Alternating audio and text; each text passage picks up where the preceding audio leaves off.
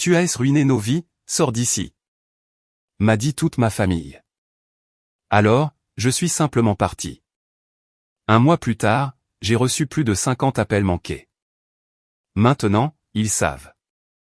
J'ai regardé ma famille entière se presser autour du lit d'hôpital de ma sœur, Héloïse Dubois, la couvrant d'amour tout en m'en tenant pour responsable de son accident.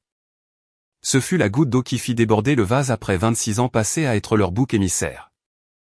Je suis parti sans dire un mot, mais leurs appels désespérés un mois plus tard n'étaient pas ce à quoi je m'attendais. Ayant grandi en tant qu'Aurélie Morel, l'enfant du milieu dans ce qui semblait être une famille de cartes postales, j'ai appris très tôt que mon rôle était prédéterminé. J'étais le bouc émissaire de la famille. Peu importe ce qui n'allait pas dans notre foyer, le blâme retombait toujours pile sur mes épaules. Ma sœur aînée, Fanny, maintenant âgée de 32 ans, était l'enfant d'or depuis le premier jour. Avec ses notes parfaites, son apparence parfaite, et maintenant sa vie parfaite, mariée à Maxime, un riche banquier d'affaires, avec 2 enfants au comportement impeccable, elle ne pouvait rien faire de mal aux yeux de nos parents. Chaque réussite de sa part était célébrée avec fanfare, tandis que mes propres accomplissements étaient à peine reconnus. Puis il y avait Héloïse, ma sœur cadette de 5 ans. À 24 ans, elle jouait encore le rôle du bébé de la famille à la perfection. Gâtée, manipulatrice et incroyablement dramatique, Héloïse avait maîtrisé l'art d'obtenir tout ce qu'elle voulait par des larmes et des crises de colère. Nos parents cédaient à tous ses caprices, et elle savait exactement comment tordre les situations pour me faire passer pour le méchant. Notre père, Charles Morel, avait bâti son entreprise de construction à partir de zéro, et ne laissait jamais personne l'oublier. Un homme contrôlant qui valorisait l'apparence avant tout. Il gouvernait notre famille d'une main de fer, déguisée en costume coûteux. Toute offense perçue à l'image de la famille était accueillie par une fureur froide, surtout si j'étais la responsable. Ma mère, Hélène, ancienne reine de beauté qui avait abandonné ses rêves de concours pour devenir l'épouse parfaite d'un homme d'affaires, canalisait toutes ses ambitions frustrées dans la création de l'illusion d'une famille sans faille. Elle scrutait chaque aspect de nos vies. Nos vêtements, nos amis, nos loisirs, tout devait s'aligner sur sa vision de la perfection. Quand ce n'était pas le cas, particulièrement dans mon cas, sa déception était palpable. Nous vivions à Val-Fleury, une banlieue aisée juste à l'extérieur de Québec, dans une maison coloniale tentaculaire qui figurait régulièrement dans les visites locales de maisons et jardins. Derrière les haies manucurées et les fenêtres brillantes, cependant, notre dynamique familiale était loin de l'harmonie que nous projetions aux voisins. Le schéma a commencé lorsque j'avais à peine 4 ans. Fanny avait cassé le vase en cristal préféré de notre mère en jouant à l'intérieur contre les règles. Lorsque nos parents sont arrivés en courant au bruit du verre brisé, Fanny a pointé le doigt vers moi en pleurant. Aurélie m'a poussé, a-t-elle menti? Malgré mes protestations, j'ai été renvoyé dans ma chambre sans dîner, tandis que Fanny recevait des mots réconfortants et une crème glacée pour se remettre de la peur. Cet incident est devenu le modèle pour les 2 décennies suivantes. Quand Héloïse a renversé du jus sur les contrats importants de notre père à 6 ans, j'ai été blâmé pour ne pas l'avoir surveillé correctement. Quand Fanny a fait s'écraser la voiture à 17 ans, j'avais distrait la conductrice depuis le siège passager, alors que je n'étais même pas dans la voiture. Quand la tension artérielle de notre père atteignait des niveaux dangereux, c'était parce que je lui causais du stress en choisissant la psychologie plutôt que les affaires comme matière principale à l'université. L'ironie ne m'a pas échappé. J'ai fini par étudier la dynamique même qui a façonné mon enfance. Je me suis plongé dans mes études, obtenant finalement un doctorat en psychologie avec une spécialisation dans les systèmes familiaux. Ma thèse sur les mécanismes de bouc émissaire dans les familles dysfonctionnelles a été publiée dans une revue universitaire respectée. Aucun membre de ma famille n'a assisté à ma remise de diplôme. Mon père jouait au golf. Ma mère avait un déjeuner de charité. Fanny était en vacances. Et Héloïse avait une fête vraiment importante ce week-end-là. Mes réalisations étaient constamment minimisées. Ce n'est qu'un article, pas comme Fanny qui a conclu ce contrat d'1 million de dollars, a dit mon père avec dédain lorsque mes recherches ont reçu une subvention prestigieuse. Lorsque j'ai été invité à prendre la parole lors d'une conférence internationale, le seul commentaire de ma mère a été « Es-tu sûr que cette tenue est appropriée pour parler en public? Tu sais, tu n'es pas aussi mince que tes sœurs. » Pendant des années, j'ai maintenu la relation par un sentiment d'obligation et la faible lueur d'espoir que les choses changent un jour. J'ai assisté à chaque rassemblement familial, enduré chaque compliment ambigu, absorbé chaque accusation injuste. J'ai aidé à organiser le mariage élaboré de Fanny, fait du babysitting pour ses enfants sans remerciement, et écouté les drames relationnels d'Héloïse pendant des heures. Pendant tout ce temps, je gardais ma propre vie petite et discrète, essayant désespérément de ne pas leur donner de munitions à utiliser contre moi. Récemment, le rôle de bouc émissaire avait atteint des niveaux absurdes. Lorsque le mari de Fanny a été surpris en train de flirter avec une collègue lors de la fête de Noël de l'entreprise, c'était d'une manière ou d'une autre ma faute pour avoir toujours mis les hommes mal à l'aise avec tes discussions analytiques. Lorsque le partenaire de golf de mon père s'est retiré d'une opportunité d'investissement, j'ai été tenu pour responsable parce que j'avais créé une atmosphère tendue lors de leur dîner chez nous. Alors que je n'avais été présente que 20 minutes pour déposer un livre que ma mère avait demandé d'emprunter. Les tensions ont atteint leur point de rupture lors de notre rassemblement annuel d'été à la maison du lac familial dans le Nouveau-Brunswick. Pendant une semaine chaque juillet, nous prenions tous un congé pour séjourner dans la propriété tentaculaire que mes grands-parents avaient achetée il y a des décennies. C'était censé être un moment de détente et de rapprochement. Au lieu de cela est devenu le théâtre de l'acte final de mon rôle de bouc émissaire familial. La maison du lac avait toujours été mon endroit préféré, malgré le drame familial qui s'y déroulait inévitablement. Cette année, j'avais amené Julien, mon petit ami depuis 8 mois, espérant que sa présence fournirait un tampon contre le traitement habituel de ma famille. Il était le premier homme avec qui je me sentais assez à l'aise pour être présenté, un autre psychologue qui, je pensais, comprendrait la dynamique en jeu. Les ennuis ont commencé le 3e jour. Alors que j'aidais mon père à installer le quai du bateau, j'ai remarqué Héloïse flirter avec Julien sur le porche. Elle lui touchait le bras, agitait ses cheveux, et riait trop fort à tout ce qu'il disait.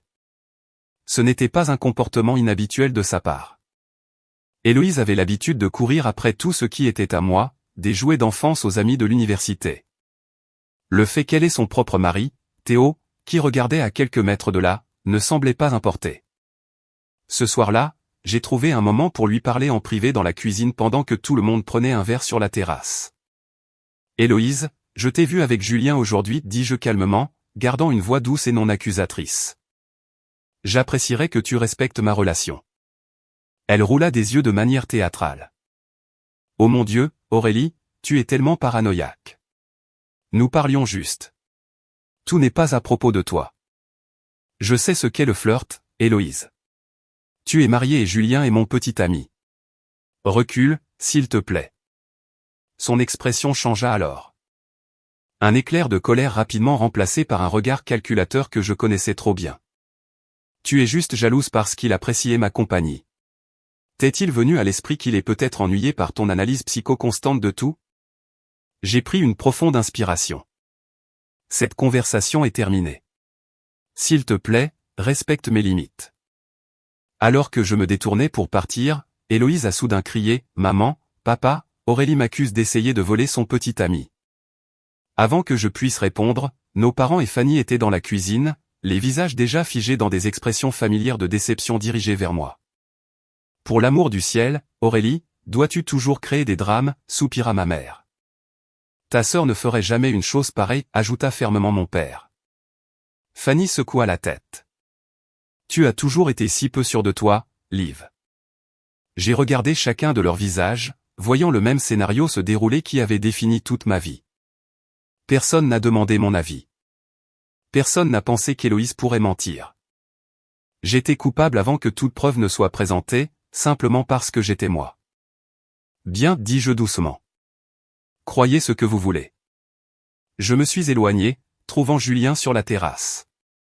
Quand j'ai expliqué ce qui s'était passé, il semblait compréhensif, me passant son bras et m'assurant qu'il n'avait aucun intérêt pour Héloïse. J'ai ressenti un soulagement momentané qu'au moins quelqu'un soit de mon côté. Le lendemain matin, tout a changé. Je lisais dans la véranda quand j'ai entendu un cri et une série de coups venant de l'escalier principal.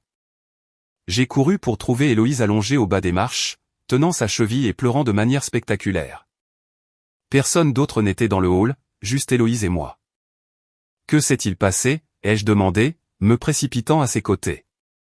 Ses yeux pleins de larmes ont croisé les miens avec un regard de pure malice avant qu'elle ne crie, elle m'a poussé. Aurélie m'a poussé dans les escaliers.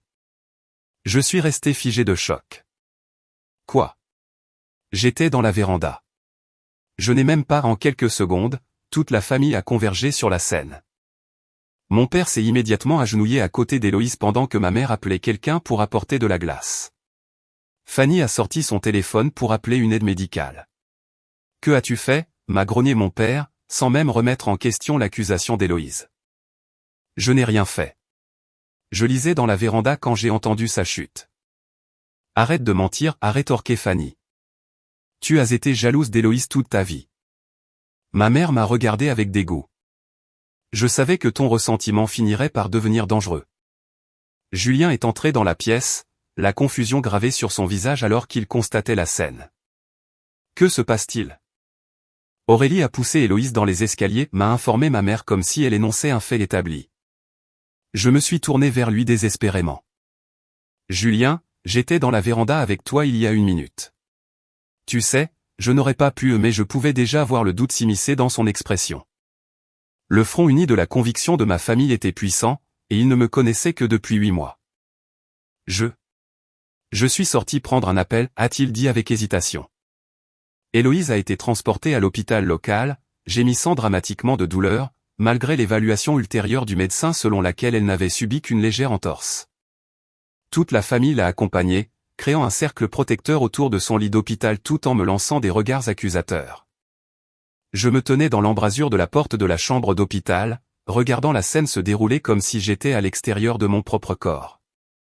Mon père caressait les cheveux d'Héloïse, murmurant des mots réconfortants.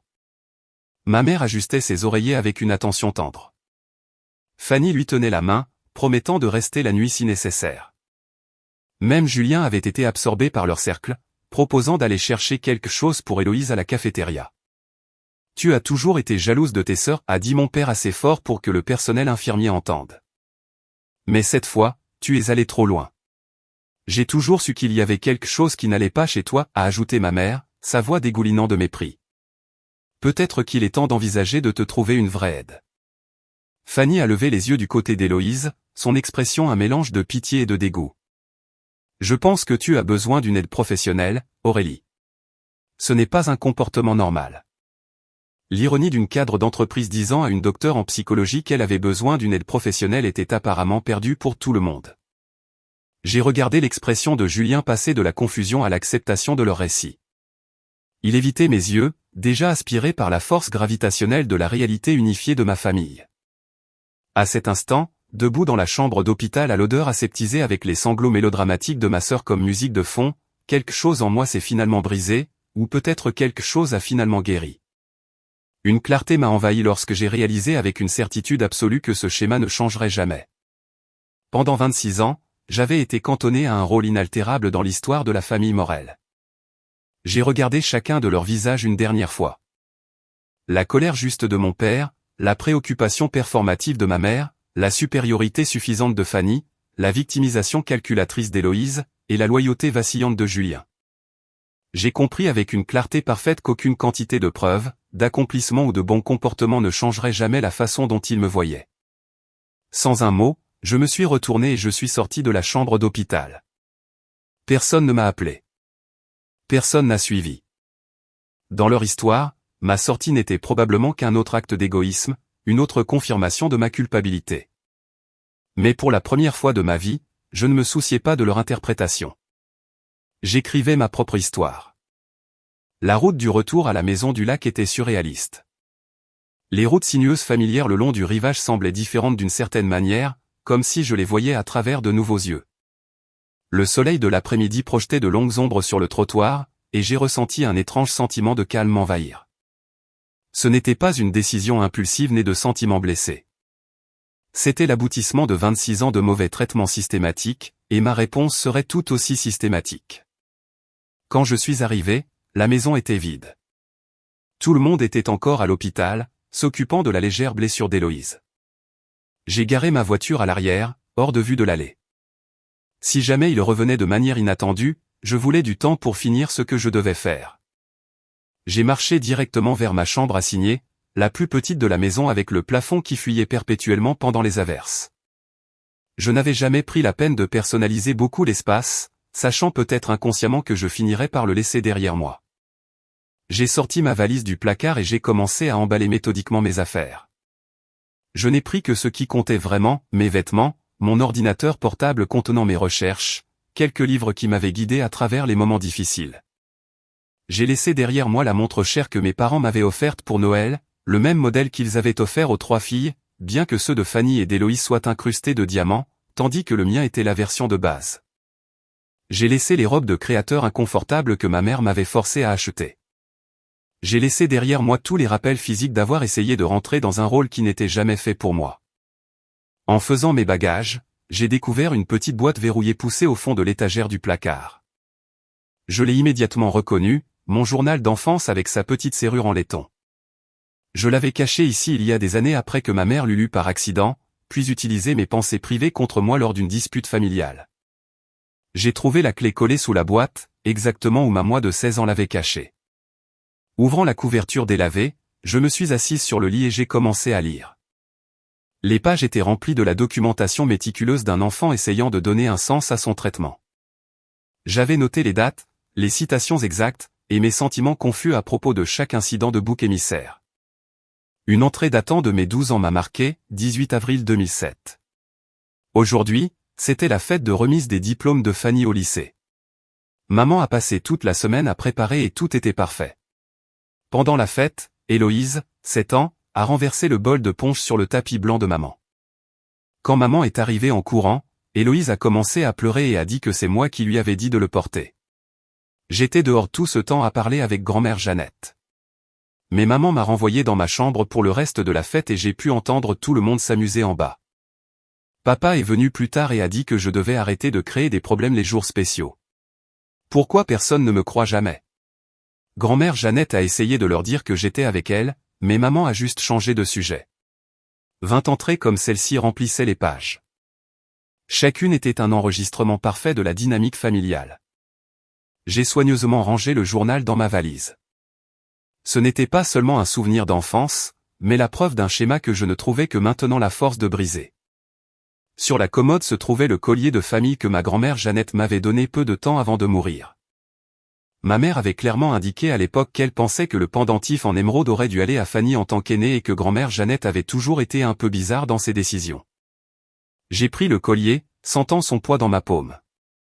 Pendant un instant, j'ai envisagé de le laisser derrière moi. C'était, après tout, un lien avec la famille que j'étais sur le point de quitter. Mais quelque chose m'en a empêché. Grand-mère Jeannette m'avait spécifiquement choisi pour avoir ceci, chuchotant que les plus silencieux du milieu voient souvent le plus clair. Elle avait été le seul membre de la famille qui semblait vraiment me voir. J'ai attaché le collier autour de mon cou et je l'ai glissé sous ma chemise, près de mon cœur.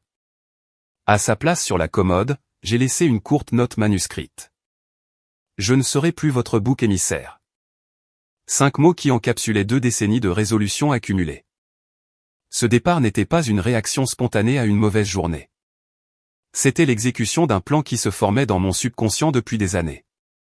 Je m'étais préparé à ce moment sans même m'en rendre compte, maintenant un compte bancaire séparé dont mes parents ignoraient tout, gardant mes contacts professionnels les plus importants séparés de ma famille, construisant un réseau de soutien d'amis qui connaissaient la vraie moi. J'ai appelé ma plus proche amie, Dr. Laurence Tremblay, que j'avais rencontrée lors de mon programme doctoral. Elle avait été témoin de suffisamment de mauvais traitements de ma famille au fil des ans pour comprendre exactement ce que je faisais sans longues explications. J'ai besoin d'un endroit où rester pour quelques jours, dis-je quand elle répondit. Il n'y eut qu'une brève pause avant qu'elle ne réponde. La chambre d'amis est déjà prête. Quand seras-tu là? Ensuite, j'ai rédigé un courriel à mon directeur de département à l'université où j'occupais un poste de chercheuse demandant un court congé pour raisons personnelles. Je l'ai programmé pour être envoyé automatiquement le lendemain matin. J'ai ensuite contacté mon propriétaire à Boston pour l'informer que je ne renouvellerai pas mon bail le mois prochain. Ces étapes pratiques m'ont aidé à m'ancrer dans la réalité de ma décision. Le moment le plus symbolique est venu lorsque j'ai changé mon numéro de téléphone via l'application de mon fournisseur. J'ai regardé la confirmation apparaître sur mon écran, une rupture numérique de l'un des principaux liens que ma famille utilisait pour me joindre chaque fois qu'ils avaient besoin de leur bouc émissaire. J'ai créé une nouvelle adresse email, simple et libre de l'identité qu'ils m'avaient assignée. J'avais toujours maintenu mon indépendance financière, une décision que mes parents avaient critiquée comme étant inutilement têtue lorsqu'ils proposaient de m'ajouter à leur compte comme tesseur. Cette indépendance obstinée signifiait maintenant la liberté. J'avais mes propres économies, mes propres cartes de crédit et ma propre identité financière, complètement séparées des ressources de la famille Morel. Avant de partir, j'ai rassemblé les quelques photos de famille que j'avais gardées dans ma chambre. Dans un acte délibéré de reprise de mon récit, j'ai soigneusement découpé tout le monde sauf moi de chaque photo. Je n'effaçais pas mon histoire. J'éditais mon récit pour me centrer comme protagoniste plutôt que comme méchant. J'ai jeté un dernier regard autour de la pièce qui ne m'avait jamais vraiment semblé être la mienne. La lumière de l'après-midi projetait des motifs familiers sur le papier peint délavé, et pendant un instant, j'ai ressenti une pointe de quelque chose, pas de regret exactement, mais la reconnaissance de ce qui aurait dû être. Cela aurait dû être un lieu de refuge et d'appartenance. Au lieu de cela avait été juste une autre scène pour mon rôle assigné. Alors que je portais ma valise à la voiture, j'ai remarqué des nuages sombres s'accumulant au-dessus du lac, une tempête d'été se préparant au loin. Le moment semblait approprié. Le drame de la nature fournissant une couverture pour ma sortie discrète. J'ai mis ma valise dans le coffre, me suis assise au siège du conducteur et j'ai ajusté mes rétroviseurs. Dans le reflet, je pouvais voir la maison du lac devenir plus petite alors que je m'éloignais. Le soleil couchant la baignait d'une lumière dorée qui démentait l'obscurité qu'elle avait contenue pour moi. Je m'attendais à pleurer, à sentir le poids du chagrin qui accompagne de telles fins. Au lieu de cela, j'ai ressenti un profond sentiment de soulagement mêlé d'une anticipation nerveuse. Pour la première fois depuis 26 ans, j'étais libre d'écrire ma propre histoire. La route devant moi était incertaine, mais c'était la mienne à naviguer sans le fardeau de porter les projections de ma famille. Un endroit douillet de 2 chambres remplies de livres et de plantes, le complet opposé des maisons immaculées de ma famille.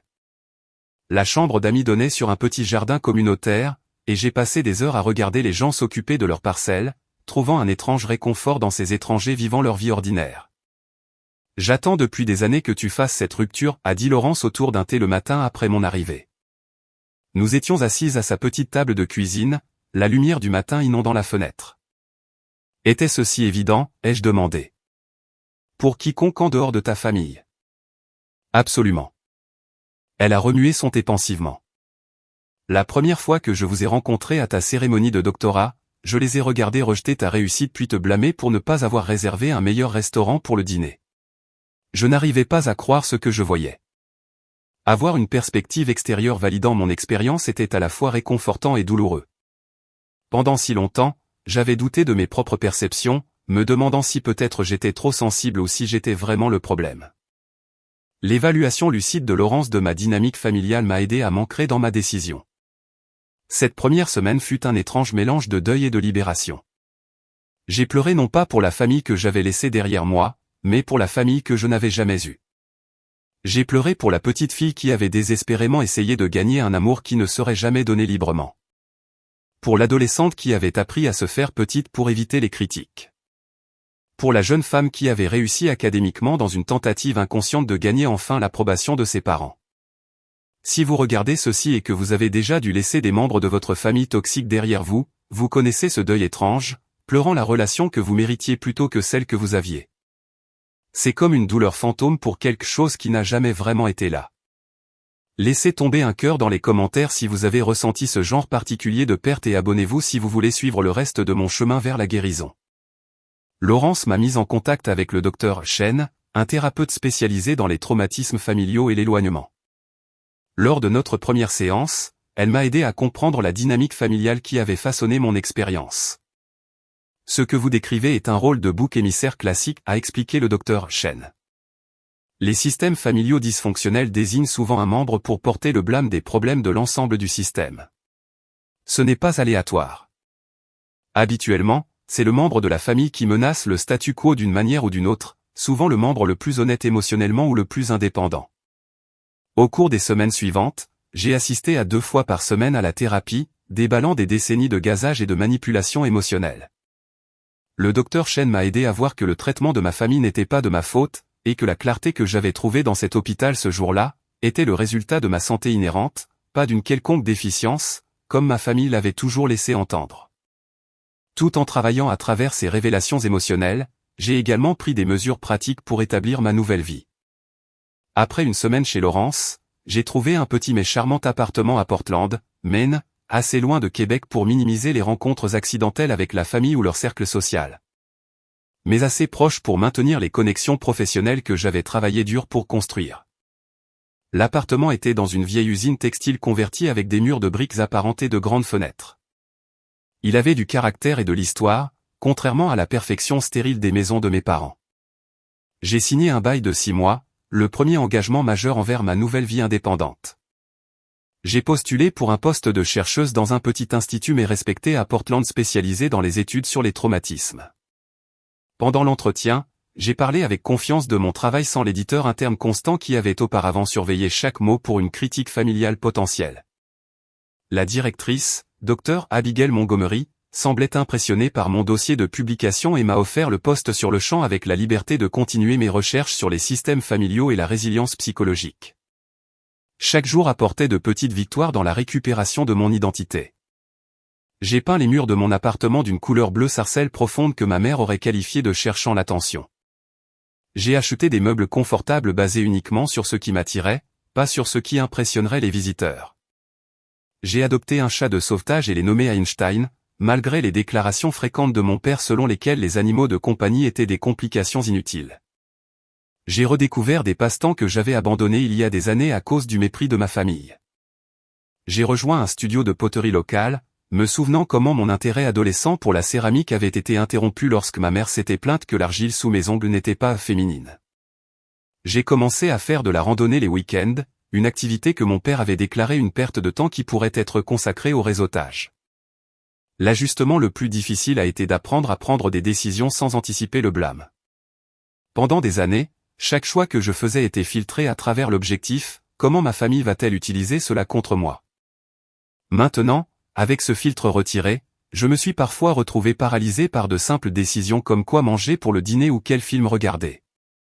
Le Dr Chen m'a aidé à reconnaître ces moments comme des opportunités de me connecter à mes préférences authentiques. Demande-toi ce que tu veux, pas ce qu'il serait plus sûr de vouloir, a-t-elle suggéré. Progressivement, ces moments sont devenus moins fréquents à mesure que je renforçais ma connexion avec mon vrai moi. 3 semaines après ma nouvelle vie, j'ai réalisé que j'avais passé une journée entière sans penser à la réaction potentielle de ma famille à mes actions. Ce soir-là, j'ai célébré cette étape en commandant à emporter d'un restaurant thaïlandais, une cuisine que ma mère avait toujours déclarée trop exotique, et en la mangeant directement du contenant tout en regardant un documentaire sur les créatures des grands fonds marins. Un sujet que mon père avait une fois qualifié d'académiquement inutile. Ma vie professionnelle a commencé à s'épanouir sans le courant sous-jacent constant de la critique familiale. Mes recherches sur les facteurs de résilience chez les survivants de traumatismes familiaux ont suscité une attention positive de la part de collègues dans le domaine. J'ai été invité à contribuer à un manuel sur la thérapie des systèmes familiaux, une opportunité qui aurait été minimisée et rejetée à la table du dîner de la famille Morel, mais célébrée autour d'un café avec mes nouveaux collègues. Ma voisine de l'appartement d'à côté, Madame May, une graphiste avec un esprit vif et un talent pour faire des raviolis maison, est devenue une amie. Contrairement à mes interactions avec ma famille, notre amitié était basée sur le respect mutuel et un intérêt sincère pour la vie de l'autre. Lorsque je partageais certaines de mes réussites avec elle, elle répondait avec un enthousiasme authentique plutôt qu'une comparaison compétitive. C'est incroyable à quelle vitesse tu t'es établi ici, a dit May un soir alors que nous partagions le dîner sur mon petit balcon. Tu as l'air tellement plus détendu que lorsque tu es arrivé. J'ai réalisé qu'elle avait raison. La tension perpétuelle que je portais sur mes épaules s'était atténuée. La surveillance minutieuse de mes expressions faciales et de mon ton, habitude développée au fil des années où mes réactions étaient utilisées contre moi, commençait à disparaître. Je commençais à prendre de la place dans ma propre vie sans m'excuser. Tout au long de cette période de transformation, mon téléphone est resté silencieux. Pas d'appel de mes parents exigeant des explications. Pas de message manipulateur d'Héloïse. Pas de message de vérification plein de jugement de Fanny. Leur silence confirmait ce que j'avais toujours soupçonné mais avais eu peur d'admettre pleinement. Je n'avais compté pour eux que dans mon rôle de bouc émissaire, pas en tant que fille ou sœur. Le système familial se réorganisait sans moi, trouvant de nouvelles façons de distribuer le blâme et de maintenir leur illusion de perfection. Le silence était à la fois une validation et une perte finale. Preuve absolue que j'avais pris la bonne décision, mais aussi confirmation que ce que j'avais tant désiré n'avait jamais existé. Il n'y avait jamais eu d'amour caché sous la critique, aucune vraie connexion en attente d'être découverte, si seulement j'essayais assez fort ou devenais assez bonne. La révélation était à la fois libératrice et solitaire. Alors que la 3e semaine de ma nouvelle vie touchait à sa fin, je me tenais à la fenêtre de mon appartement regardant un orage d'été rouler sur l'horizon de Portland. La foudre illuminait le port en éclairs brefs et brillants, et j'ai pensé au pouvoir de la clarté soudaine. Comment en un instant tout peut être illuminé, révélant des vérités qui étaient toujours présentes mais cachées dans l'obscurité. Dans cette chambre d'hôpital il y a un mois, j'avais fait l'expérience d'une telle clarté. Maintenant, avec chaque jour de liberté qui passait, j'apprenais à faire confiance à la lumière. 3 semaines après mon départ, Julien m'a envoyé un SMS. J'avais été surprise de ne pas avoir de ses nouvelles plus tôt, mais son message expliquait le délai. J'ai essayé de tout comprendre. Pouvons-nous parler? J'ai accepté un appel téléphonique, plus curieuse que toute autre chose de savoir quel récit ma famille avait construit en mon absence. Quand il a appelé ce soir-là, sa voix semblait tendue. Ils disent que tu as fait une sorte de crise, a-t-il commencé sans préambule. Ton père pense que la pression de ton poste de chercheuse t'a rattrapé. Je n'étais pas surprise. Et toi, qu'en penses-tu, Julien? Il y eut une longue pause. Je ne sais pas quoi penser. Tout s'est passé si vite. 1 minute, nous étions tous à la maison du lac et l'instant d'après, Héloïse était blessée et tu étais parti. Ta famille a une explication très cohérente. Je suis sûr qu'ils l'ont, ai-je répondu calmement. Ils ont eu beaucoup de pratiques. Au cours de l'heure suivante, Julien a dépeint ce qui s'était passé après mon départ. Selon lui, la réaction initiale de ma famille a été dédaigneuse. Ta mère n'arrêtait pas de dire que tu étais dramatique comme d'habitude et que tu reviendrais une fois que tu t'occuperais de toi. Héloïse, prévisiblement, profitait de sa légère blessure à fond. Elle avait insisté pour utiliser des béquilles même si le médecin disait qu'elles n'étaient pas nécessaires et avait publié des mises à jour pitoyables sur les réseaux sociaux sur sa guérison d'un traumatisme. Les sections de commentaires étaient remplies de messages de soutien, dont beaucoup faisaient subtilement allusion à mon rôle supposé dans sa blessure. Tes parents ont passé quelques appels à ton appartement à Boston, a poursuivi Julien. Quand ils n'ont pas pu te joindre, ils semblaient plus agacés qu'inquiets. Ton père a dit quelque chose à propos de toi qui fait toujours tout tourner autour de toi. Fanny avait apparemment pris le contrôle du récit, disant à la famille élargie et aux amis que j'avais une crise de santé mentale et qu'ils me donnaient de l'espace pour obtenir l'aide dont j'avais besoin. La sous-entendue était claire. Mon absence était encore un autre problème que j'avais créé, une autre façon dont j'avais perturbé l'harmonie familiale. Julien a décrit un dîner inconfortable chez mes parents 1 semaine après mon départ. Ils m'ont invité, je pense, pour obtenir des informations sur où tu aurais pu aller. Quand j'ai dit que je ne savais vraiment pas, la conversation est devenue tendue. La partie la plus étrange était à quel point ils te mentionnaient peu. C'était comme s'ils évitaient activement de prononcer ton nom. Ce détail ne m'a pas surprise. Mon absence avait créé un vide dans leur système familial. Sans le bouc émissaire désigné, les tensions n'avaient nulle part où aller. Ils essayaient de maintenir l'illusion que tout allait bien, que mon départ n'était qu'un autre acte d'égoïsme plutôt qu'un symptôme de leur dysfonctionnement.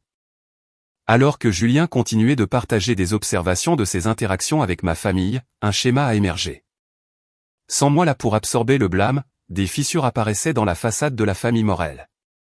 Le mari d'Héloïse, Théo, avait apparemment atteint sa limite. Il est parti 3 jours après toi, a rapporté Julien. Quelque chose à propos du fait de voir enfin clairement la dynamique familiale sans toi comme tampon. Héloïse reste chez tes parents depuis lors. J'ai ressenti une pointe de sympathie pour Théo. En tant que beau-frère, il avait probablement été isolé du pire du dysfonctionnement familial par ma présence. Avec moi parti, il aurait été le prochain sur la liste pour le blâme. Plus surprenant, l'entreprise de mon père souffrait. Son partenaire commercial de longue date, Gérard Tremblay, s'était retiré d'un projet de développement majeur sur lequel il travaillait depuis des mois. Ton père était furieux, a dit Julien. Il n'arrêtait pas de dire que Gérard l'avait trahi, mais d'après ce que j'ai compris, Gérard avait des inquiétudes concernant la stabilité de ton père après avoir été témoin d'une interaction familiale à l'hôpital. Ma mère avait du mal à maintenir son statut social sans son récit de famille parfaite. Elle a dû annuler l'accueil du déjeuner de charité d'été. Julien a rapporté que la raison officielle était des rénovations dans la maison, mais Héloïse a laissé entendre que certains membres du comité posaient des questions gênantes à mon sujet. L'avis de carte postale de Fanny montrait également des fissures. Ses enfants avaient posé des questions sur leur tante disparue, des questions auxquelles elle ne pouvait répondre sans perturber le récit familial. Elle semblait vraiment tendue quand elle en a parlé, a noté Julien, comme si elle n'était pas sûre de l'histoire à raconter. Alors que Julien partageait ces détails, je n'ai ressenti aucune satisfaction dans leurs difficultés. Ce n'était pas la vengeance que j'avais recherchée. Je voulais simplement la liberté d'un rôle qui me détruisait. Leur lutte était la conséquence naturelle d'un système dysfonctionnel perdant sa soupape de sécurité. Vers la fin de notre conversation, le ton de Julien a changé. Je dois être honnête avec toi, Aurélie. Je ne pense pas pouvoir gérer d'être pris au milieu de ce drame familial. Tu es une femme incroyable, mais cette situation est trop compliquée pour moi. J'ai apprécié son honnêteté, sinon son courage. Je comprends, Julien. Merci de me l'avoir dit. Après avoir raccroché, je lui ai envoyé un bref courriel. Merci pour ton honnêteté. Je te souhaite le meilleur. C'était une rupture nette sans colère ni récrimination. La relation avait été importante pour moi, mais je reconnaissais maintenant que j'avais besoin de quelqu'un qui resterait fermement à mes côtés, qui ne vacillerait pas au premier signe de pression familiale. Dans les jours qui ont suivi, j'ai réfléchi aux informations partagées par Julien. Le système familial Morel subissait les conséquences de la perte de son bouc émissaire. Sans moi là pour absorber le blâme, ils étaient forcés de faire face à leur propre dynamique et responsabilité ou les problèmes qu'ils m'avaient attribués pendant des années. Le comportement dramatique d'Héloïse, les niveaux de stress de mon père, l'anxiété sociale de ma mère, les tensions conjugales de Fanny continuaient ou même s'aggravaient en mon absence, révélant la vérité que je n'en avais jamais été la cause. Je n'ai ressenti ni joie ni chagrin face à leur lutte. Au lieu de cela, j'ai ressenti un profond sentiment de confirmation. Mon départ avait été nécessaire non seulement pour mon bien-être, mais comme la seule réponse véridique à une vie de faux récit. Comme le docteur Chen l'avait dit lors d'une de nos séances, parfois, la chose la plus saine que vous puissiez faire dans un système dysfonctionnel est de le quitter. Votre absence crée de l'espace pour la vérité, même si cette vérité est douloureuse. Alors que la 4e semaine de ma nouvelle vie commençait, j'étais plus certaine que jamais d'avoir fait le bon choix. La famille Morel continuerait sa danse de projection et de déni, mais je n'étais plus une participante.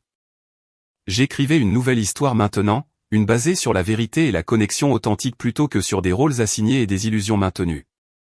Exactement un mois après avoir quitté cette chambre d'hôpital, mon téléphone s'est illuminé d'appels provenant de numéros inconnus, 3 appels en l'espace de 10 minutes, tous de différents indicatifs régionaux de Québec. J'ai regardé sonner jusqu'à la messagerie vocale sans répondre. 20 minutes plus tard, ma boîte de réception de courriel a commencé à se remplir de messages de membres de la famille, y compris des adresses que je n'avais pas vues depuis des années, des cousins éloignés, la sœur de mon père que je connaissais à peine, même la colocataire de dortoir de ma mère. J'ai appelé Laurence immédiatement. Ils ont trouvé un moyen de me contacter. Vas-tu répondre ? M'a-t-elle demandé. Je ne sais pas. Une partie de moi veut savoir ce qui s'est passé, mais j'ai peur d'être ramené. Quoi que tu décides, assure-toi que ce soit à partir d'une position de force, pas de culpabilité, m'a-t-elle conseillé. Tu as travaillé trop dur ce mois-ci pour redevenir leur régulatrice émotionnelle. J'ai décidé de ne pas répondre immédiatement. Au lieu de cela, je suis allé à ma séance de thérapie prévue avec le docteur Chen, apportant des impressions des courriels que j'avais reçus. Ces messages ont un thème commun, a observé le docteur Chen en les examinant. Ils véhiculent tous l'urgence sans détails spécifiques. C'est souvent une tactique de manipulation, créant un sentiment d'urgence pour contourner les limites. Elle avait raison. Les courriels contenaient des phrases comme « urgence familiale » et « besoin de vous parler immédiatement », mais n'offraient aucune information concrète qui me permettrait d'évaluer la situation réelle. Puis, pendant que nous parlions, un courriel est arrivé de Harriet Collins, une amie de la famille qui avait toujours été gentille avec moi et qui avait peu à gagner à participer au drame de la famille Morel. L'objet était direct.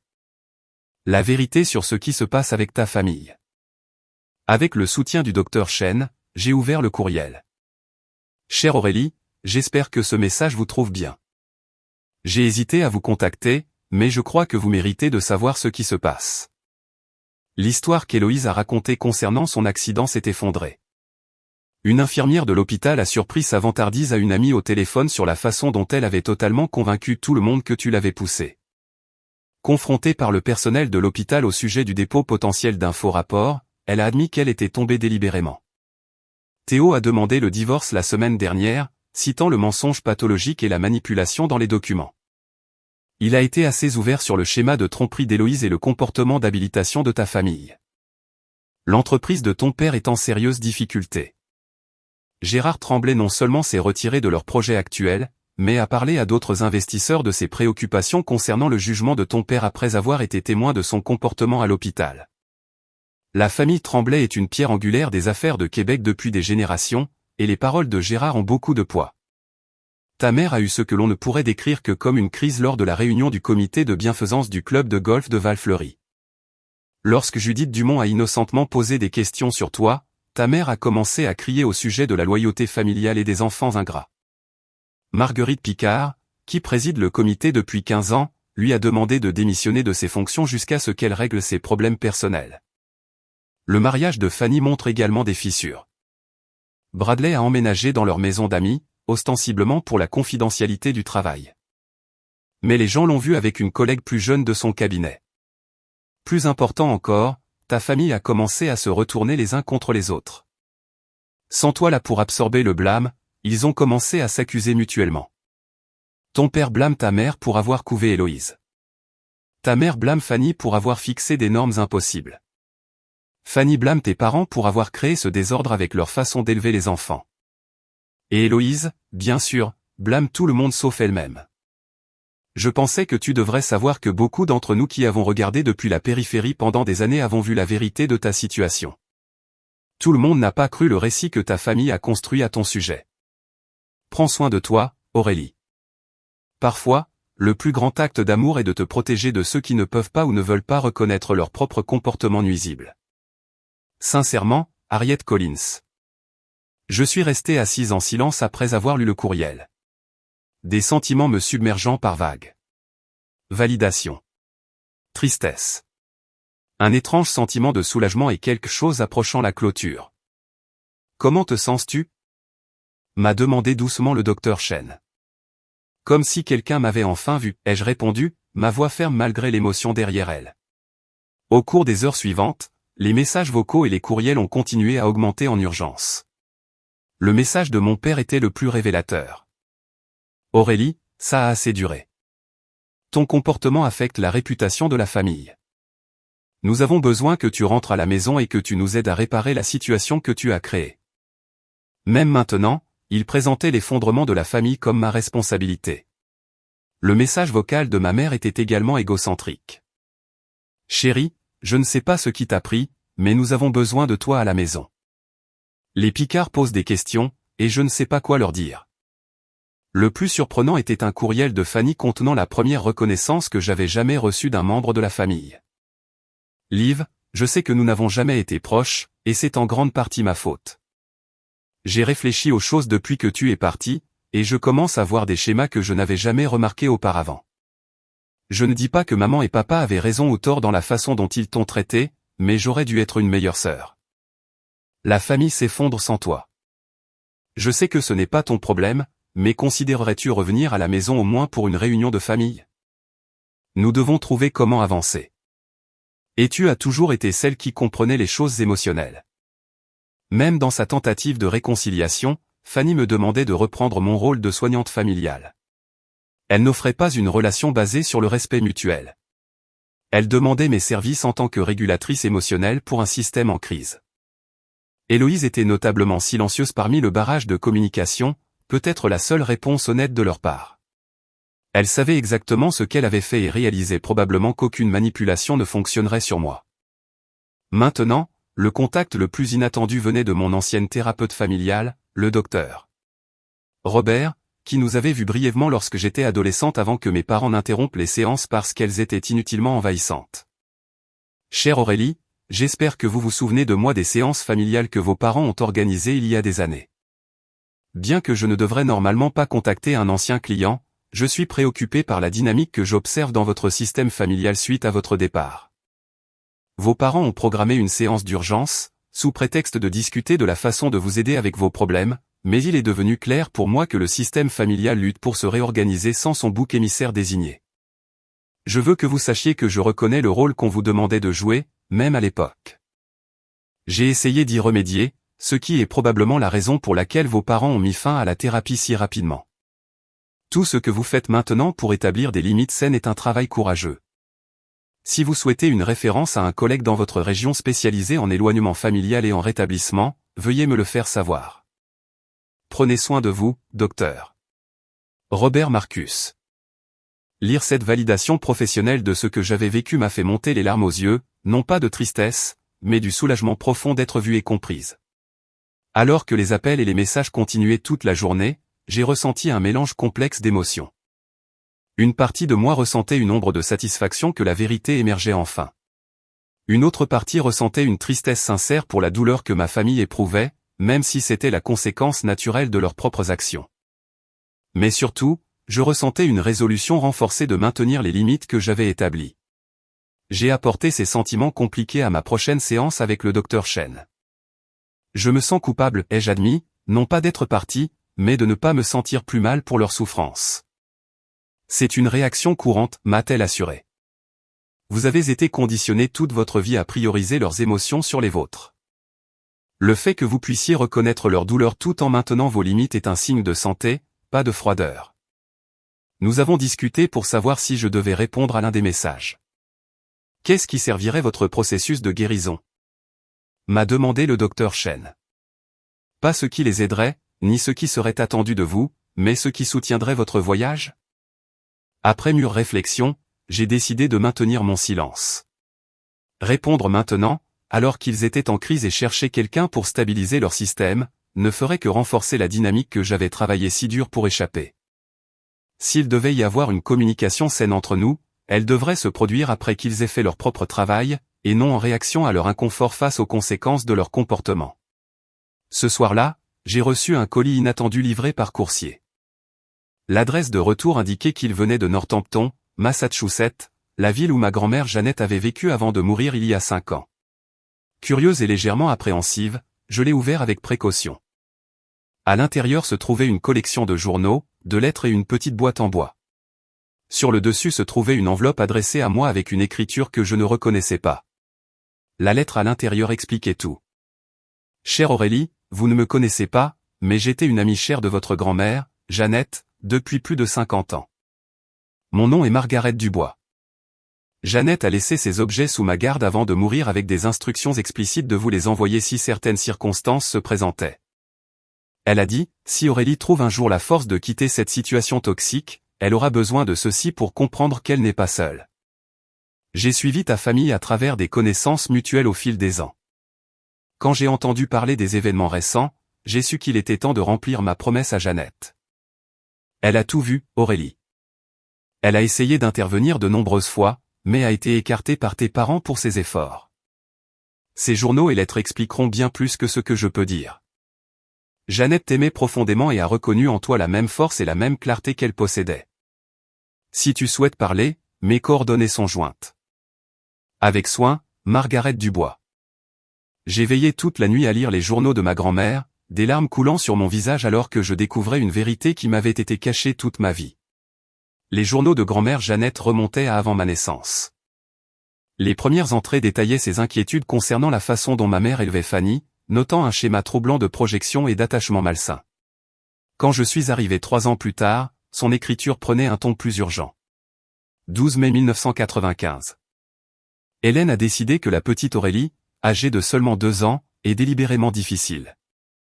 J'ai regardé aujourd'hui comment Aurélie tendait simplement la main vers un jouet que Fanny avait jeté, seulement pour qu'Hélène la réprimande pour avoir toujours pris ce qui ne lui appartient pas. Richard a soutenu Hélène, bien sûr. J'ai essayé de souligner que le jouet avait été abandonné, mais Hélène m'a lancé ce regard qui dit que je devrais me mêler de mes affaires. Je crains qu'il ne soit déjà en train de désigner cet enfant à un rôle qui façonnera toute sa vie. Alors que je lisais entrée après entrée, un schéma a émergé. Grand-mère Jeannette avait reconnu la dynamique de bouc émissaire depuis le tout début et avait tenté à plusieurs reprises d'intervenir, pour n'être progressivement exclue du cercle intérieur de la famille pour ses efforts. 18 novembre 2000.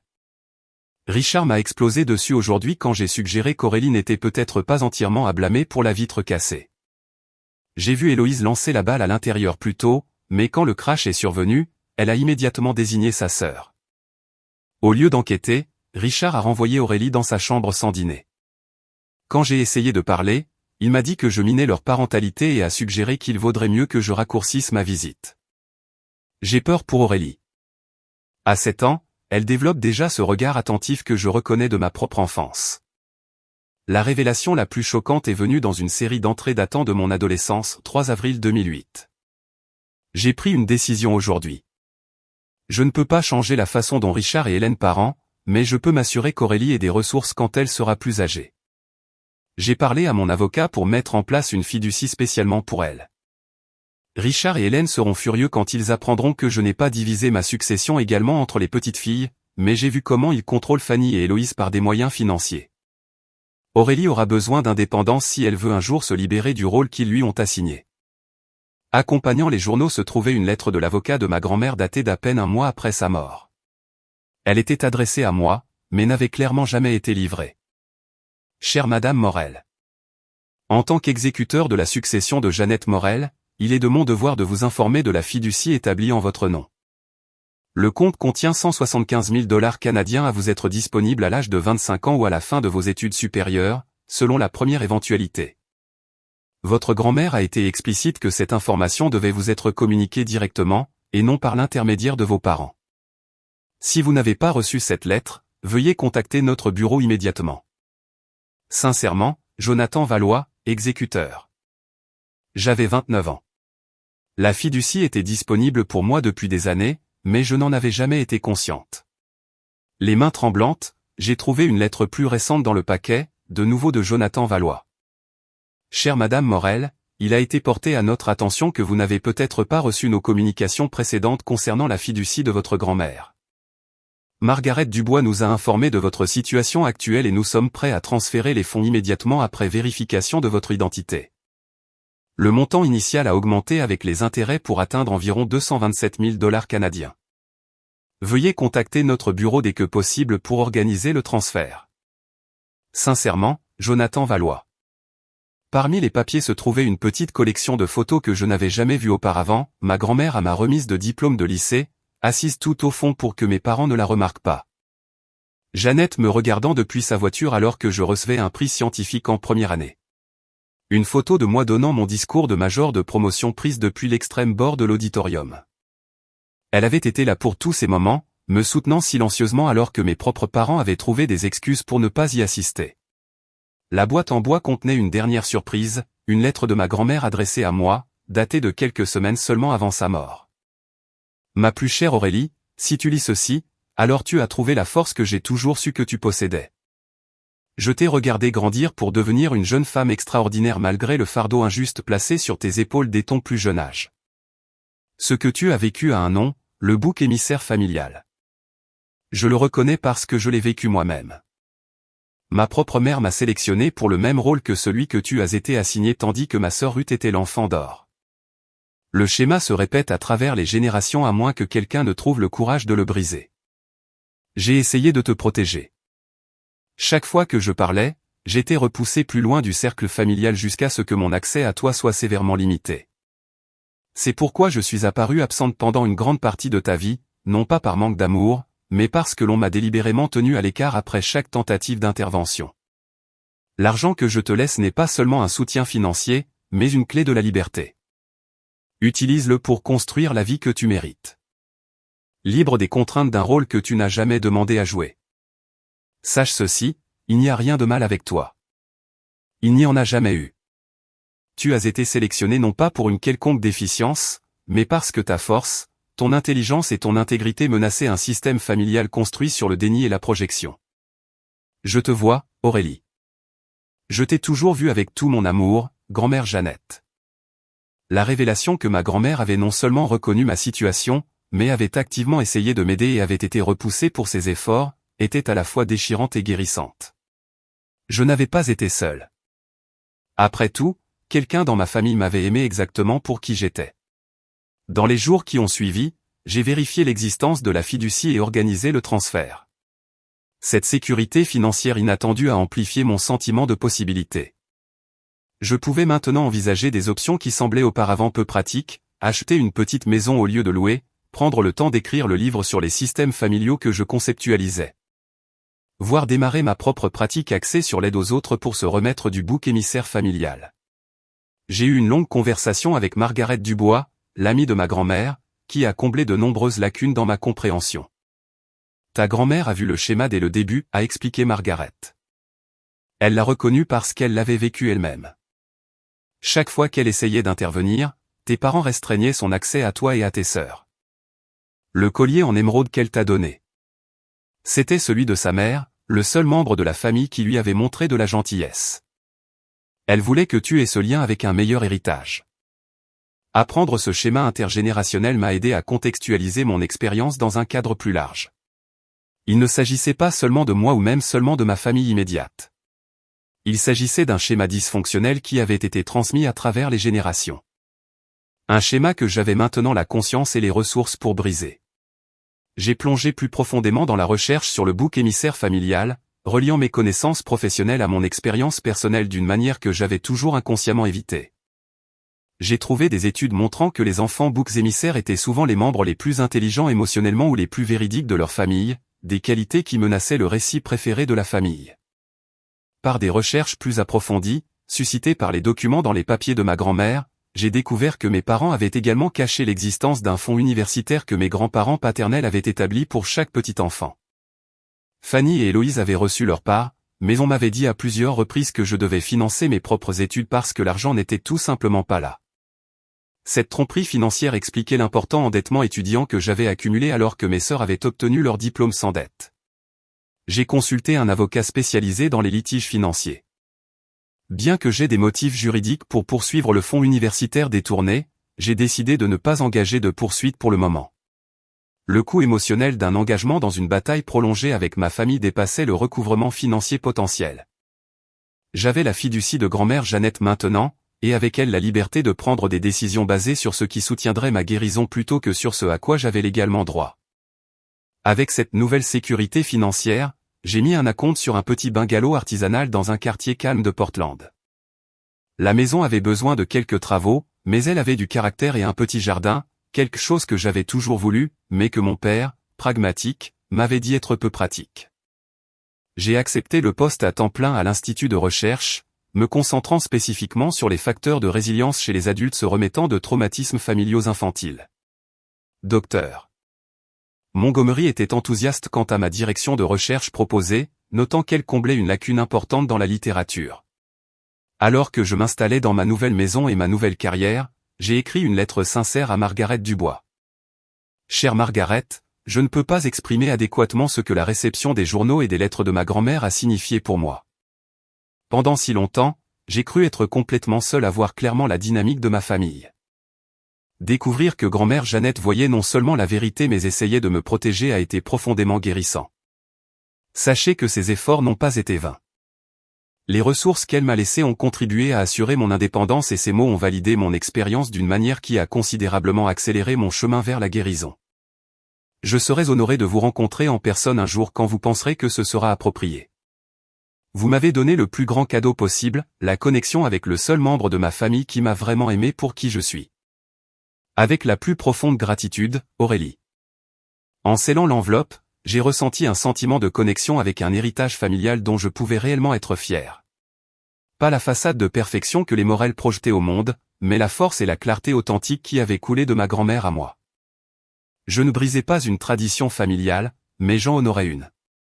La tradition des femmes qui finissent par trouver le courage de voir clairement et de vivre honnêtement. Les journaux, les lettres et les photographies reposaient maintenant sur une étagère spéciale dans mon nouveau bureau à la maison, un rappel tangible que ma perception était exacte depuis le début. Je n'étais pas folle, trop sensible ou déficiente d'aucune façon. J'étais une enfant placée dans un rôle impossible, et maintenant j'étais une adulte qui avait trouvé la force d'écrire une nouvelle histoire. 3 mois après mon départ, alors que je m'installais dans ma nouvelle maison et ma nouvelle vie, la confrontation que j'avais tant attendue et redoutée est finalement arrivée. J'étais en train de planter des bulbes à fleurs dans mon petit jardin de devant lorsqu'un VUS noir s'est arrêté sur le trottoir.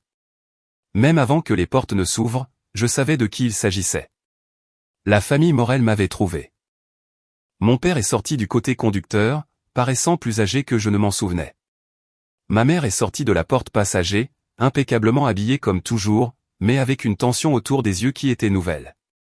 Fanny est sortie du siège arrière, son expression illisible. Héloïse était visiblement absente. Je me suis redressé lentement, sécateur de jardin toujours à la main, un calme étrange s'installant en moi. Je savais que ce moment viendrait éventuellement. En fait, je m'y étais préparé avec le docteur Chen. Aurélie a appelé mon père, se dirigeant vers l'allée comme s'il possédait la propriété. C'en est assez. Il est temps de rentrer à la maison. J'ai remarqué que mes voisins de la rue en face regardaient curieusement.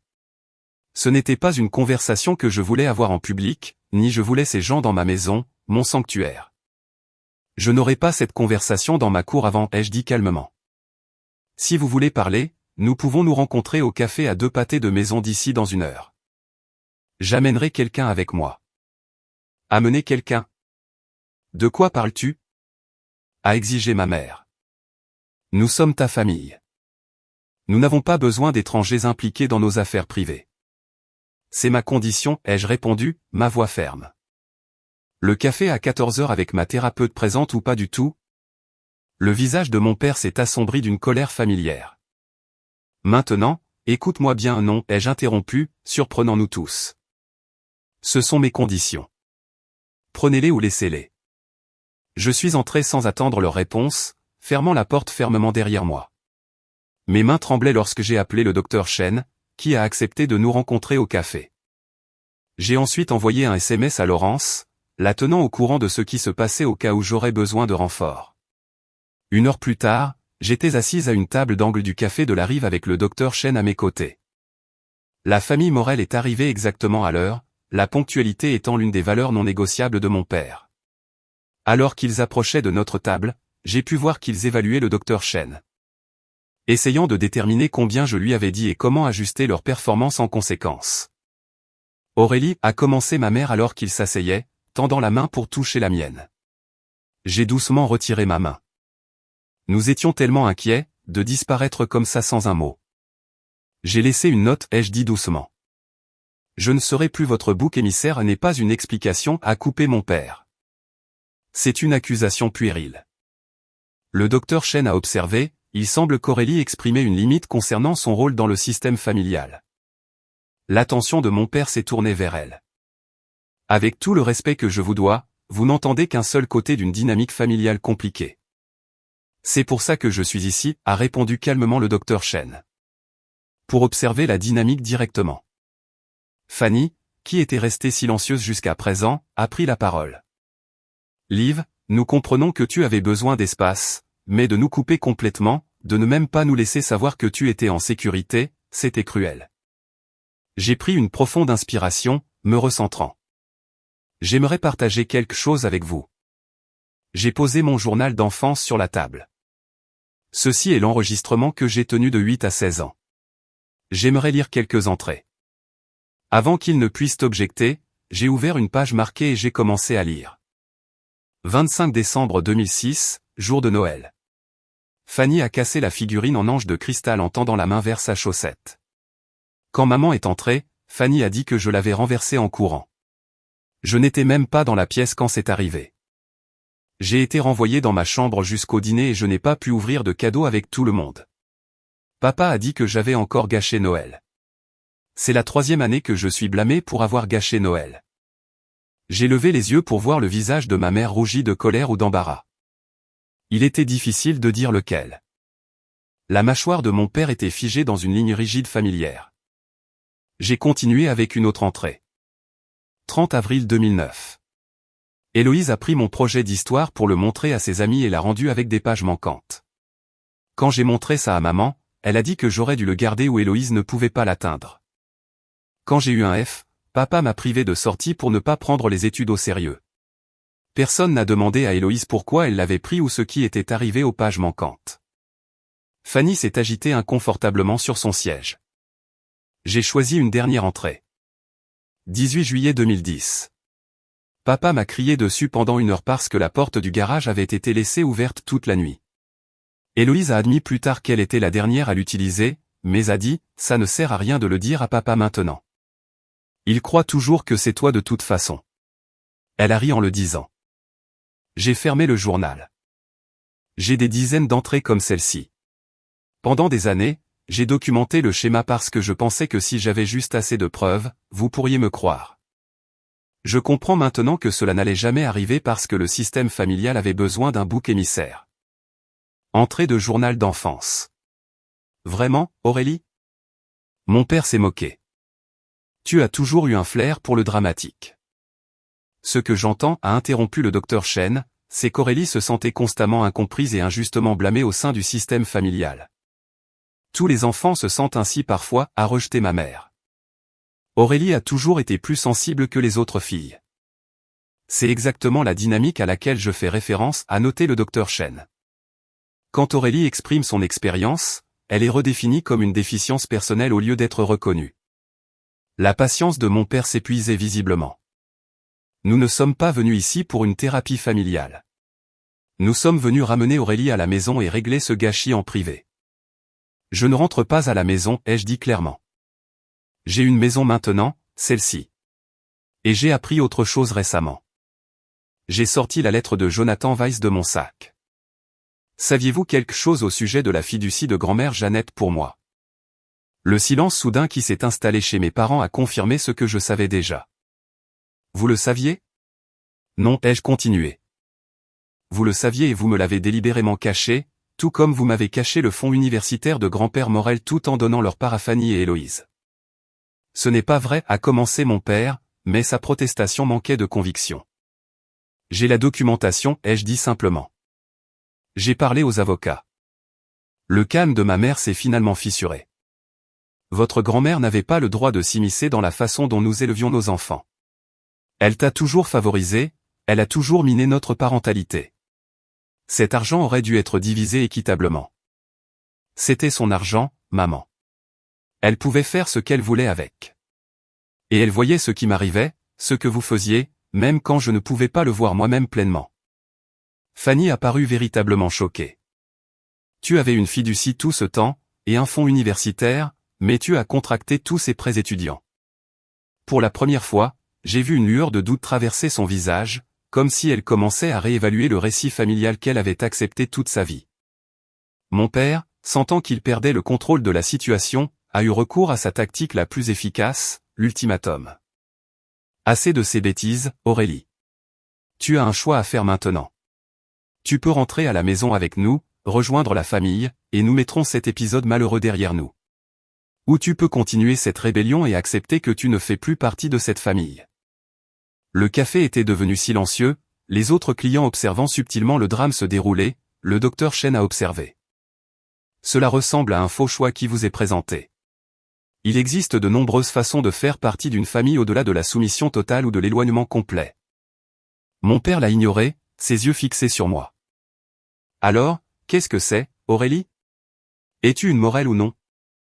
J'ai soutenu son regard fermement. Je n'ai pas fait partie d'une vraie famille de toute ma vie.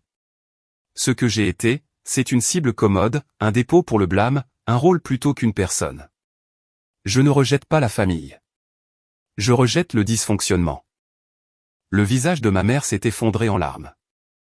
Mais j'ai reconnu la performance grâce à des années d'expérience. C'étaient des larmes conçues pour provoquer la culpabilité et la conformité, pas des expressions d'émotions sincères. Comment peux-tu dire des choses si cruelles, sanglota-t-elle, après tout ce que nous avons fait pour toi? Qu'avez-vous fait exactement pour moi, maman? Vous m'avez critiqué, blâmé, diminué et menti. Vous m'avez éloigné du seul membre de la famille qui m'aimait vraiment pour qui je suis. Vous avez volé de l'argent qui m'était spécifiquement laissé. Dites-moi, pourquoi devrais-je être reconnaissante? Mes paroles sont restées en suspens entre nous. Pour peut-être la première fois de ma vie, j'avais dit ma vérité complète à ma famille sans la filtrer à travers la peur ou l'espoir désespéré d'acceptation. Mon père s'est levé brusquement. Je n'ai pas à écouter ça. Viens, Hélène. Fanny, nous partons. Ma mère s'est levée immédiatement, ses larmes s'arrêtant aussi vite qu'elles avaient commencé. Fanny a hésité, regardant entre moi et nos parents avec confusion. Fanny m'a rappelé mon père vivement. Elle s'est levée lentement. Je ne sais plus quoi penser, Liv. Tu n'as pas à décider maintenant, lui ai-je dit doucement. Ma porte est ouverte si tu veux jamais parler, vraiment parler, sans le récit de maman et papa façonnant la conversation. Mon père a pratiquement traîné ma mère hors du café. Fanny les suivant de près. Par la fenêtre, je les ai regardés monter dans leur VUS et s'éloigner. La posture rigide de mon père visible même de loin. Le docteur Chen a posé une main douce sur mon épaule. « Comment te sens-tu » ? Étonnamment bien, ai-je réalisé. J'avais redouté cette confrontation pendant des mois, mais maintenant que c'est arrivé, je me sens libre. Alors que nous rassemblions nos affaires pour partir, l'un des baristas s'est approché de notre table. Je suis désolé. Je n'ai pas pu m'empêcher d'entendre une partie de cela. Je voulais juste dire, vous êtes vraiment courageuse. Je l'ai remercié, touché par cette petite gentillesse d'une étrangère qui avait été témoin d'un moment charnière de ma vie. Ce soir-là, alors que j'étais assise sur mon porche à regarder le coucher du soleil, mon téléphone a sonné avec un numéro inconnu. Fatigué, j'ai répondu « Aurélie, c'est Héloïse ». De toutes les personnes que je m'attendais à entendre après la confrontation au café, ma sœur cadette était la dernière sur la liste. « Héloïse, comment as-tu eu ce numéro ?» Fanny me l'a donné. Elle m'a dit qu'elle était confuse en ce moment à propos de beaucoup de choses.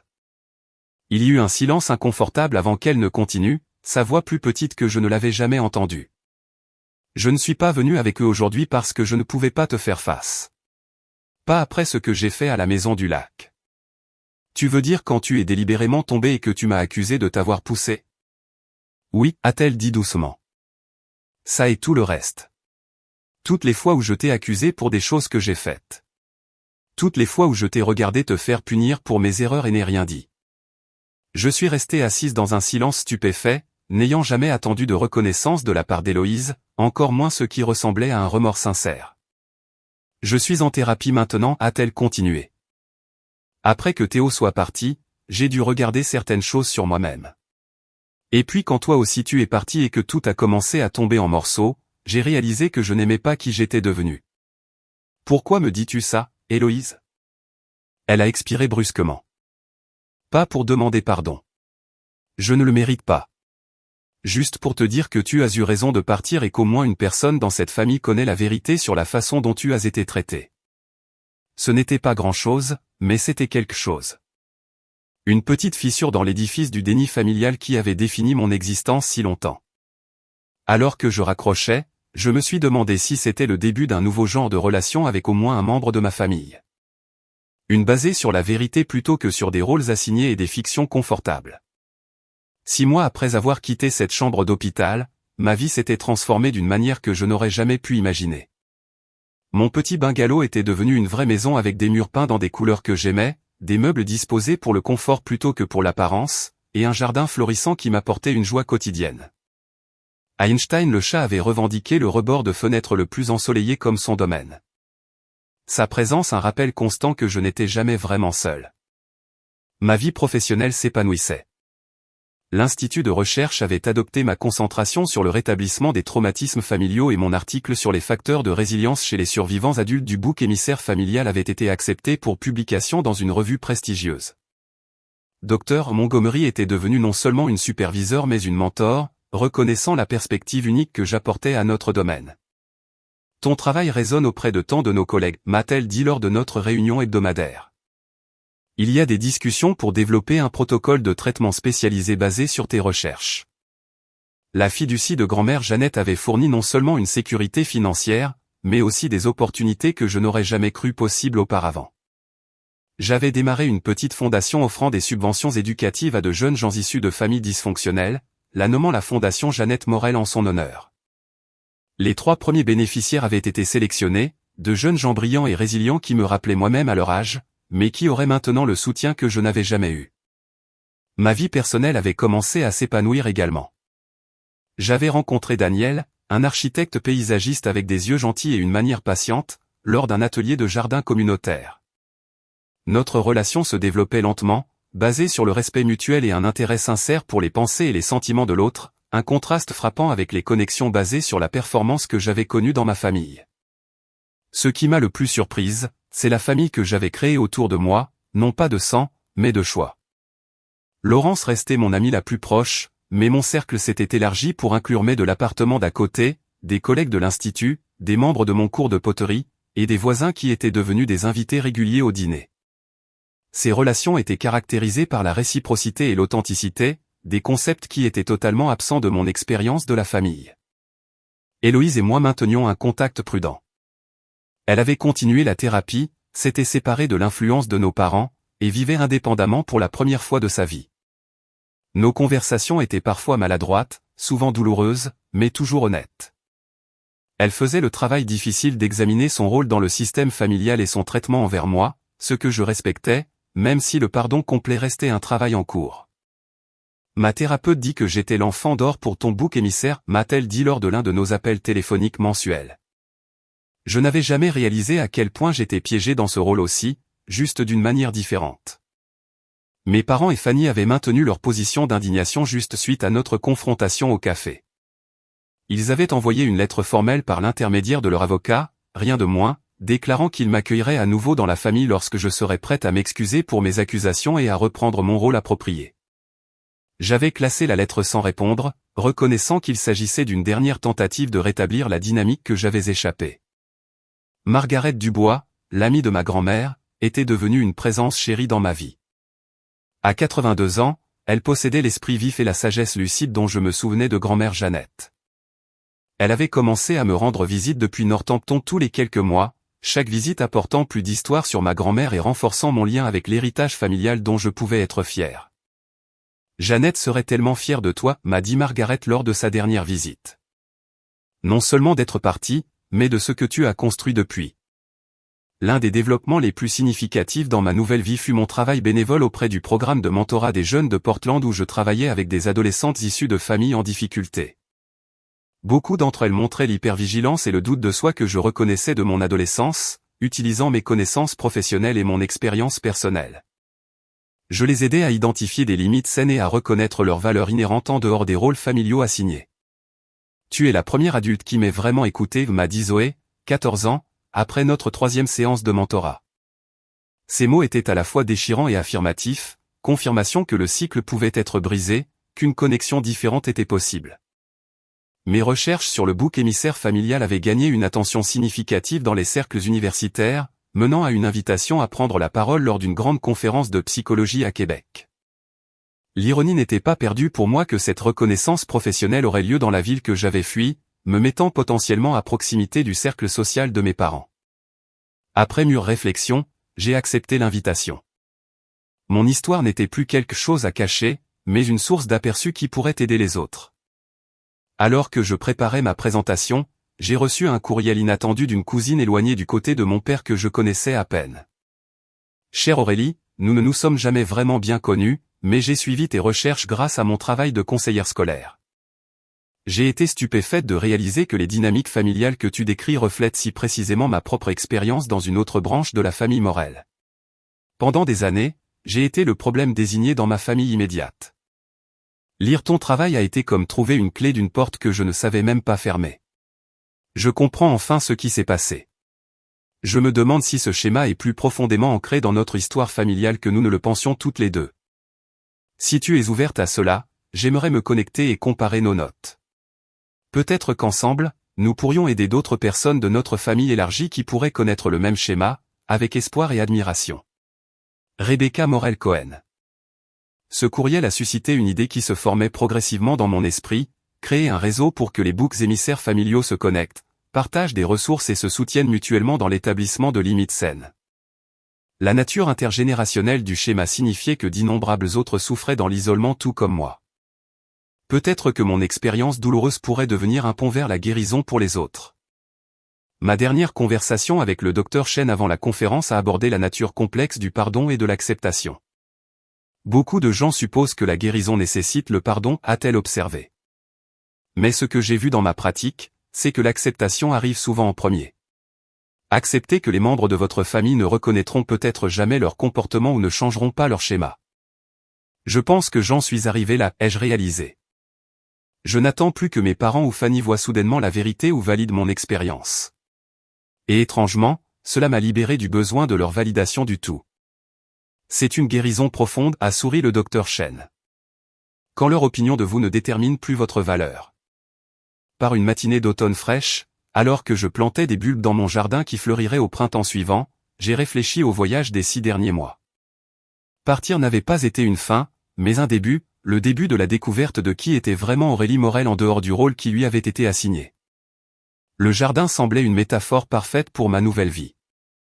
Je choisissais soigneusement ce qu'il fallait nourrir, créer des limites contre les éléments envahissants, et m'occuper patiemment d'une croissance qui prendrait du temps à s'épanouir pleinement. Certaines plantations prospéraient déjà, tandis que d'autres n'étaient que des graines avec du potentiel. Le jardin n'était pas parfait ou fini. Il évoluait, répondant aux soins et à l'attention, devenant progressivement plus pleinement lui-même à chaque saison qui passait. Alors que je tassais la terre autour d'un groupe de bulbes de tulipes, j'ai pensé à quel point cet automne était différent du précédent. Il y a un an, je me préparais pour une autre saison des fêtes de critiques subtiles et de blâmes assignés. Cette année, je planifiais un dîner de Thanksgiving pour ma famille choisie, des amis qui voyaient et appréciaient exactement qui j'étais. Mon téléphone a vibré avec un SMS de Daniel me demandant si j'avais besoin de quelque chose du centre de jardinage où il achetait des fournitures pour son dernier projet. Ce petit geste attentionné, quelqu'un tenant réellement compte de mes besoins sans attente de retour, me surprenait encore parfois.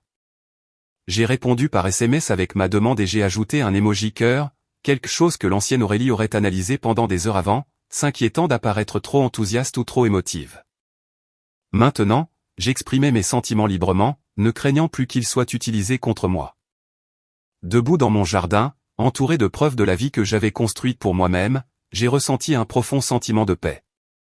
Le voyage n'avait pas été facile, et il y avait encore des jours difficiles où les vieux schémas de pensée essayaient de se réaffirmer.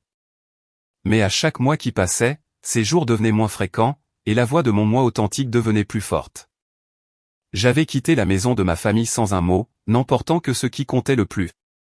En faisant cela, j'avais découvert que ce qui comptait le plus était en moi depuis le début, le courage de voir clairement, la force d'agir sur cette vision, et la capacité de construire une vie définie par la vérité plutôt que par des fictions commodes.